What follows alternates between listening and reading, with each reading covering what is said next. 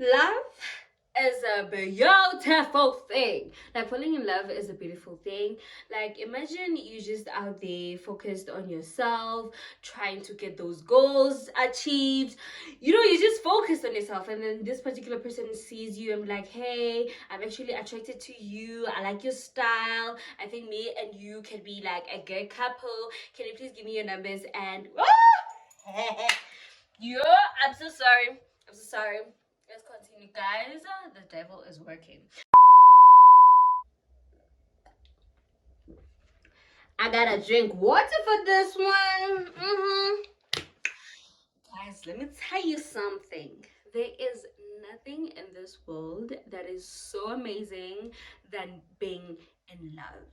Like literally being in love makes you forget about your problems, makes you forget that you got goals, makes you forget about a lot of things. Love is a beautiful thing, let me tell you that. Love is so amazing. So imagine you just out there trying to focus on yourself, you have goals to achieve, and this particular person comes to you and approaches you and like, hey, how are you? I really like you. I'm actually attracted to you. I find you beautiful. And you're like me? You're like me? Why not? Just joking. But you're like, why not? You give this person your numbers and you guys started chatting. When you just chatting, you start dating because this guy makes you happy. You're like, why not try out a relationship? This person becomes your best friend. You tell them everything about you. You open up to them. Everything is just so good. They treat you just like you, the only girl in this world.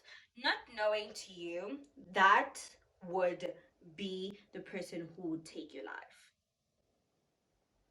So scary. The person who was supposed to love you, the person who was supposed to be there for you, the person who was supposed to be your best friend is gonna be a killer. That's not cute. Baby's not cute.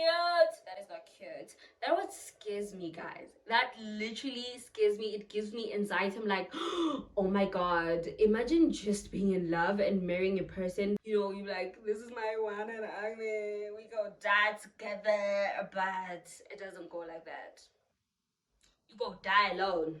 And you go die because of him. You go die because of her. So it's so scary. This case is almost like that, I could say.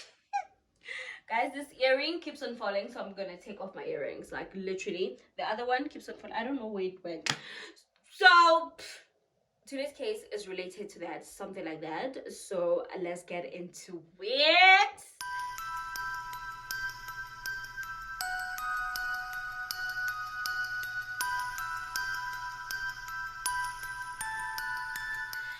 Hi, crime lovers. Welcome to Crime City. I am Kay, the mayor of Crime City. In this city, we talk everything about crime, from solved, unsolved, mystery, cold cases, everything. If you love true crime stories like I do, I'll kindly suggest that you subscribe and become a permanent resident of Crime City. I will first like to say thank you to everybody who has watched my two previous video, the Oscar Pistorius case and the Monster of Cleveland's case. Thank you so much for showing some love, and thank you for the new subscribers. Like, whoa, whoa. Thank you, y'all. Thank you guys for the support. I really appreciate. I'm gonna keep on doing these videos because I enjoy it. I hope you enjoy it as much as I enjoy making them for you. Let's get into this case. We are doing the Naledi lethoba's case. Guys, buckle up, buckle up. Warning, I have to give you the disclaimers. Warning, the following presentation is intended for matured audiences only. Contains graphic descriptions, crime scenes, added dialogue, violence, strong language. Your discretion is advised. Thank you. And I also have to say that it contains like gender-based violence, domestic violence. It's related to that. So if you're gonna be triggered, I'm so sorry, guys. I'm just giving you a warning. I don't know why I get so emotional with cases. I get so attached. Remember my previous video? I was literally getting goosebumps because it was good news. But this one is really not nice. Hence, of like, being in a relationship, you're just happy and not knowing that that person will be the one who's planning your death or would kill you. So sad. So let's get into the case. And I have to add again that today's case, guys, the information is very much limited. Like, limited. I tried searching and searching, but each and every article or source that I'm reading is just saying the same thing. They're not giving me more details, more information about our victim. I'm more focused on victims, more information about the victims background and stuff, so it's really limited. But I said everything about crime, whether it's a short case, whether it's a long case, we go through it. But we know that I live the long ones where we have the files. I'm drawing you with files and evidence. I'm like, look, I love watching such videos, so I love doing such videos. So anyway, let's get in today's case. Today's case, we're traveling all the way to South Africa in the province of Free State and Welcome, Bothaville, where our beautiful Naledi Lethoba was from. She was born on the 19th of April 1998. She was the first child to Mpo Nyagani, who was her mother, and Tapelo Nyagani, who was her father. And she was an older sister to two siblings, a boy and a girl. I'm not sure about their names, but it's a boy and a girl. Naledi was known to be a girly girl. Like a girly girl. She was that lady putting on beautiful dresses, beautiful clothes, put on some weave, and make sure that each and every time she had a nail polish on her hands. So she was updated. She was confident about herself, but she was not like that rude confident. No, she had a very well-mannered behavior, down to earth person, and she had a good heart. That's how Naledi was described. But Naledi, what kind of a person was she? She's been described as a warm person, friendly, lovely to interact with. Ke tlomisa smile sa hae nako kgoleng ya nna dula smile a tsheya disema ona sena le taba tse ngata a dula a ikwalletse ka hara room ya hae. Abina is saying she's going to miss her smile. She was an unproblematic person. She loved fashion so much. It was said that she would loved taking pictures. She would dress up and model for her family and take many pictures as she can and post them on her Facebook account. As much as she had a good taste when it came to fashion, she also had a good taste when it came to food. She was like, give me all the good. Give me all the delicious food. Me and food, we are like this. That was Naledi. She loved delicious food. And not only that, she was a prayer warrior, a woman who has confidence, and she's a prayer warrior. I mean, you go, girl. And she loved her church so much. When you go through her Facebook account, the only thing that she used to post, it was about her church or it was about her. Church related or her. Church related or her. She loved her church so much that each and every time, every day, she wear this is it a bracelet or a handband, something like that, which belonged to her church, and she would never take it off each and every day. So the only way you can recognize Naledi, it was her nail polish and her hairband and her beautiful hair and how she dressed. She loved dressing so good. She looked so good. I'm like, girl, you look so good. She was so classic. She was like, and she had a very beautiful body. She had when I was looking at her, I was like, wow, she's beautiful, girl. Yeah, and she attended one of the most biggest churches in South Africa, which is Prophet Bashir's church, known as ECG. Naledi was very close to her mother and mostly her brother. Her mother said Naledi was a very good child, very considerate, and she said that Naledi was her best friend.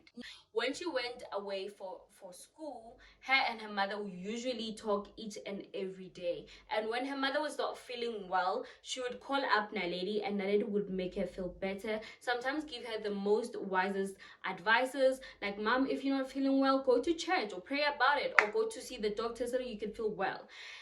O ne le motho a nkgothaletsa ntho tse ntle bonneng e ya kerekeng mohlomong le kerekeng o tla ba hantle so ke ntho tse haholo ke tlo di hopolang hoba e ne le motswalle wa ka. She had that close bond with her mother. She attended Mamelang Tuto Secondary School and she matriculated in 2017. She did her first year in 2018. She passed her first year. 2019 she was doing her second year, and around this time allegedly she was in a relationship with a 19-year-old Obed Leshoro who was from Nudville. Obed attended school which was 2 kilometers where Naledi was attending school, so they were really close by and they would see each other. Not sure when did the relationship start, but 2019 they were in a relationship. Moving along to the 19th May, that weekend, Naledi was supposed to go home so that they could travel all the way to Pretoria to go to church. Her church had branches, so the biggest branch was in Pretoria. So that weekend she was supposed to go home so that they could go to church together. But Naledi couldn't go home, and she texted her mother, told her that I can't come this weekend, unfortunately, because I want to study as exams are approaching. Her mother understood very well. That very same day, Obed came to see Naledi. Naledi and Obed were together. While they were together, Obed started accusing Naledi of cheating. He was like, hey, you cheating on me, da da da da da da da da da, and the two started fighting.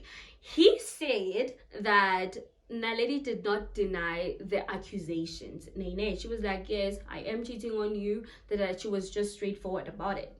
Side note, I think the reason why Naledi cheated on Obed, I'm not saying I'm speaking for her, but I'm just assuming, it's because she knew the type of person Obed was. If she was upfront and said, hey, I want to break up with you, Obed was going to get furious, and so she did those kind of silent breakup and just to move away from Obed. But things didn't work out. I don't know, but I'm just assuming that hence she's cheated, I guess. I mean, like, everybody did those ghosting things where you ghost your boyfriend, like, you know what, I'm moving on. I'm not gonna tell you I'm moving on.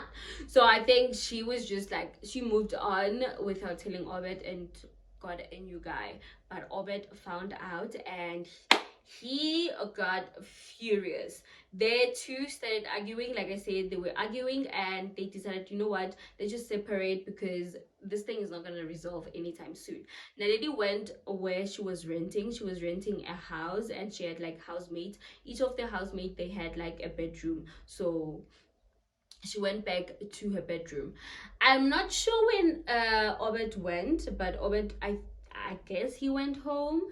And later that day, Obed called Naledi and he said, hey, I am actually on my way to fetch you. I am coming. And Naledi said, okay. What should I do? That day, Obed borrowed his father's bike to go and see Naledi. He went to the house where Naledi was renting and knocked and asked for Naledi. Naledi came out and they drove away. They drove to the quiet neighborhood called Dagbrak. It's an African word. Dagbrak.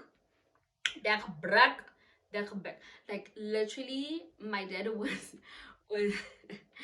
helping me to pronounce this word, and even now I'm not pronouncing it correct. Dagbrak. But I'll write it here.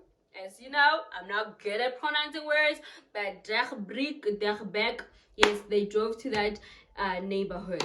When they got there, Obed started bringing up the accusations and be like, yeah, you cheating on me, why are you cheating on me, and the two started fighting.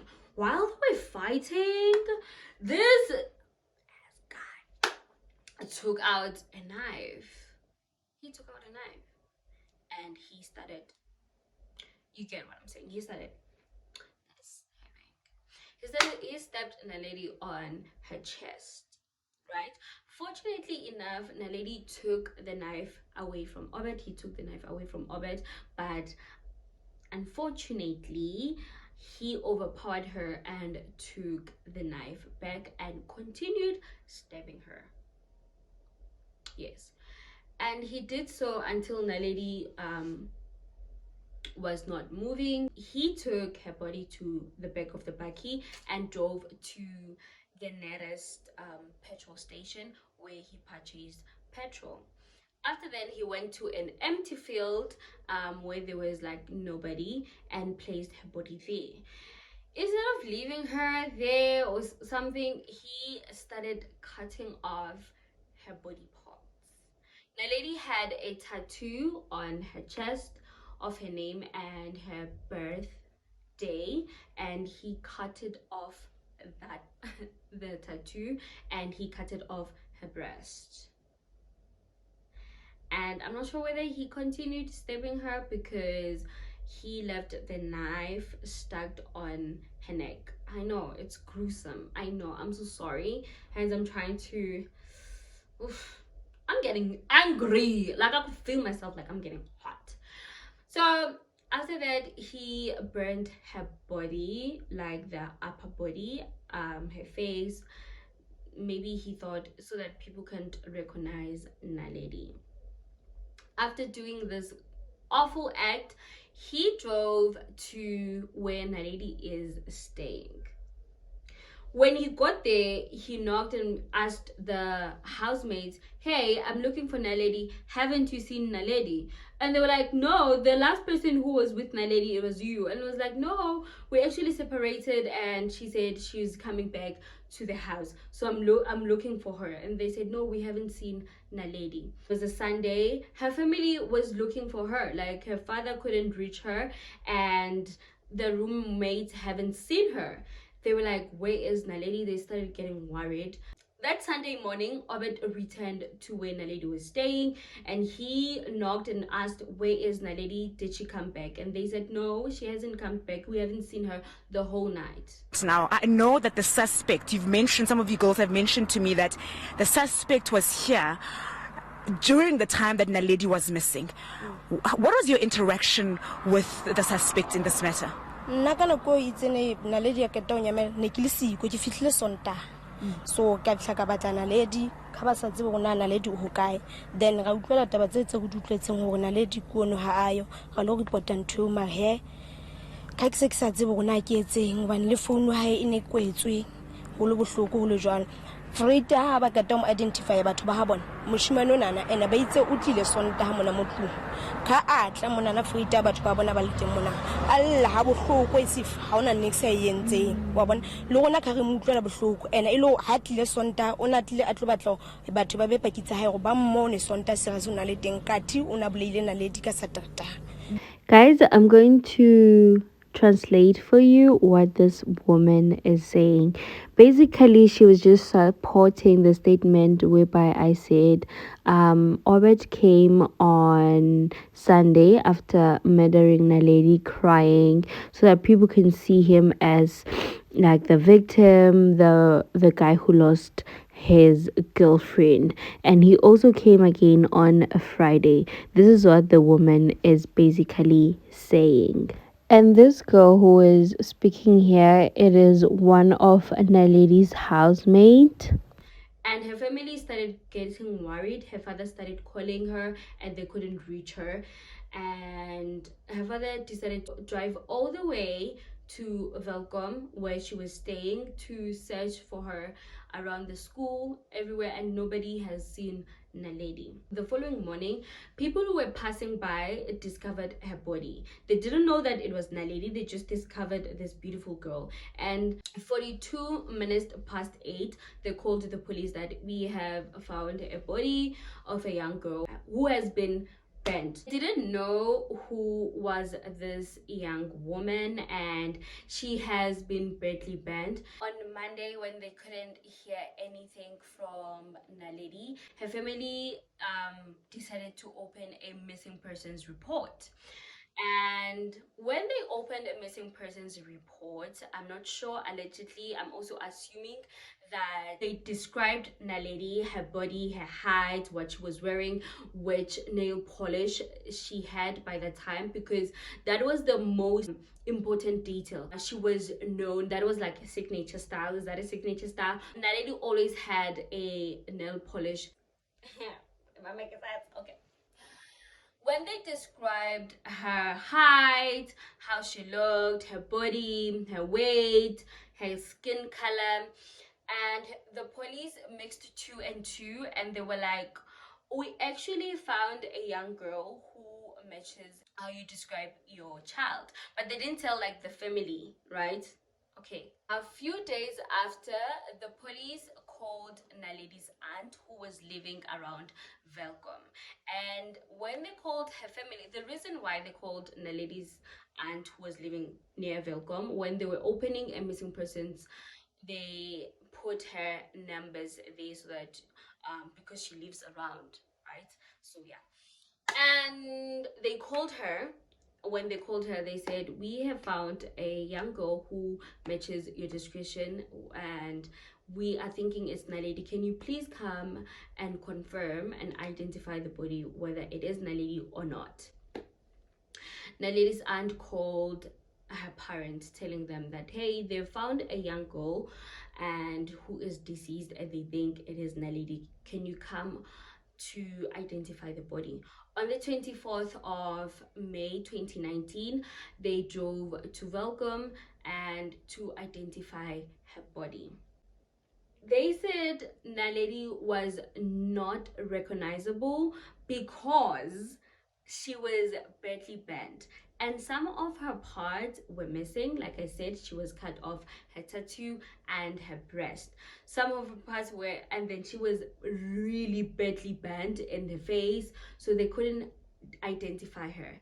The only way that they could identify her, it was by her nail polish which she had. Remember, she loved taking pictures, and she would send her pictures to her family, so they knew her recent nail polish that she had, and also by the church rubber band, hairband that she had on her on her on her hand, and also by her gold teeth. She had gold teeth. So that's the only way they could identify Naledi. Of course, I do think DNA was made in order to make sure that that was Naledi.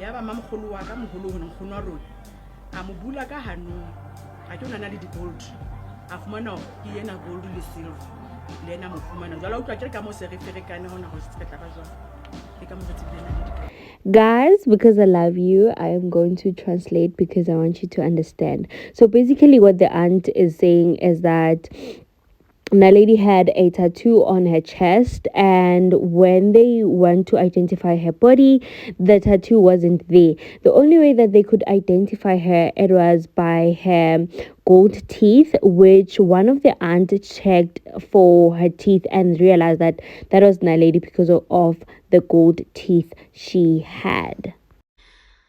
It was a very sad thing. Nobody knew who did this to Naledi. They didn't understand at all why this person would do this to Naledi. And Naledi was a good person. She was sweet, well-mannered, forever smiling. Everybody loved Naledi. Even her housemate said she didn't love to be out there, to be seen. No, she was always reserved, minded her own business. That was Naledi. So who would do this to Naledi? Such a wonderful person. And obviously Ovid here acted as if like he was a victim, like he was crying, he was, always sad, like what happened to my girlfriend, who did this to my girlfriend, while knowing that it was him. So he was acting up as if like he's also curious, he's also trying to find this person who did this to his girlfriend. And remember, when you're in a relationship with somebody, they would actually feel sad for you. They would actually be like, oh my god, poor Obed, he lost his girlfriend and we don't have answers. But 10 days after this gruesome killing, guilt catch up with him and he confessed to his father on the 28th of May 2019. He was like, Dad, I did this and this and this and this. His dad did not hesitate. He did not waste any time. That moment, that time, that very same day, he took him straight to the police and handed him over like, take him. I'm joking, he didn't say take him, but I'm just saying he handed him over to the police. And he confessed to the police. He talked everything. Remember, his side of the story, we're not saying is what really happened. This is how he's saying it happened. It doesn't mean it happened. It's not facts. It's according to Obed, right? Yes.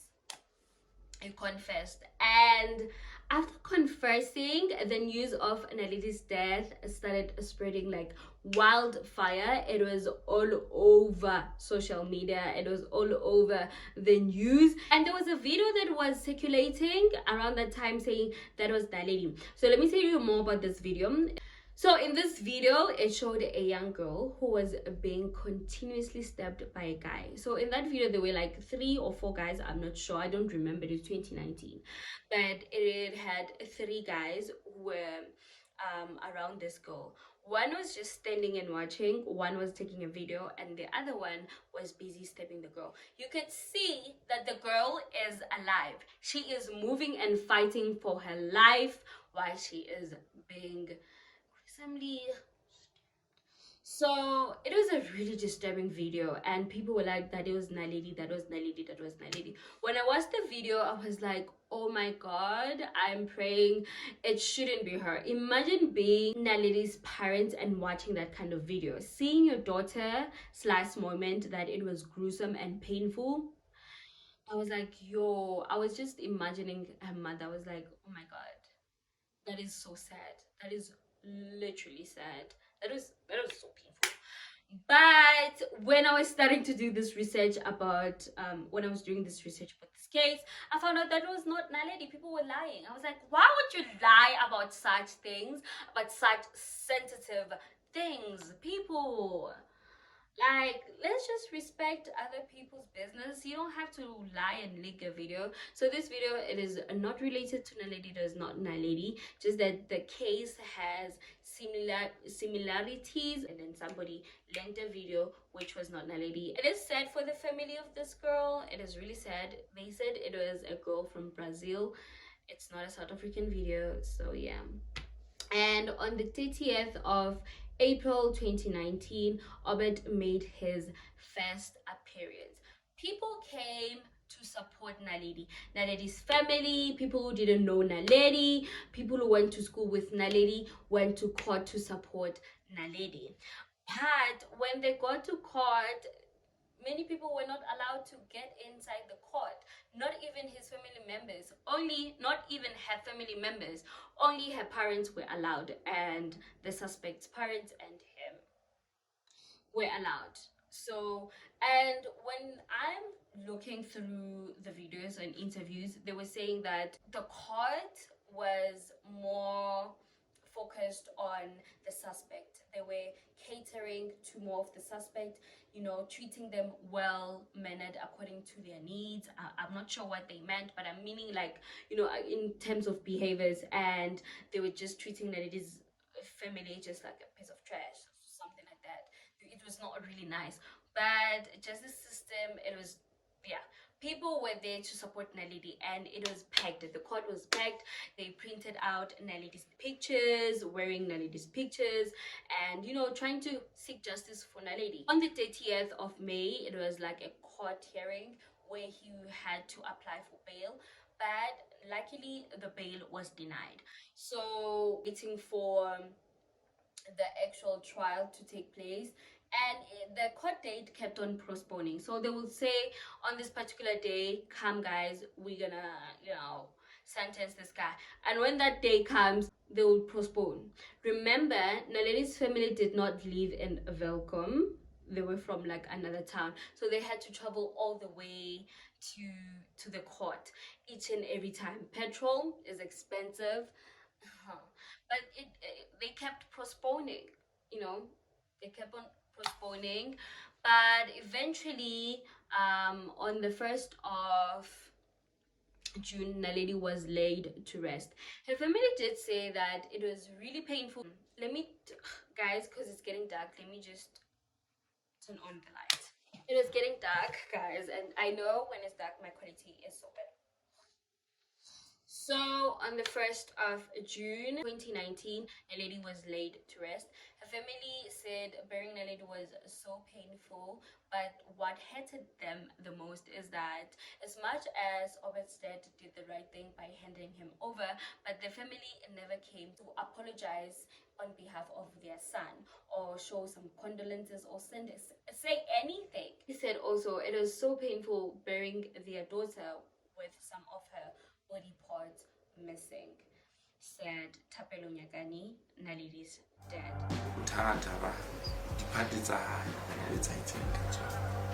And the two who of for the last time.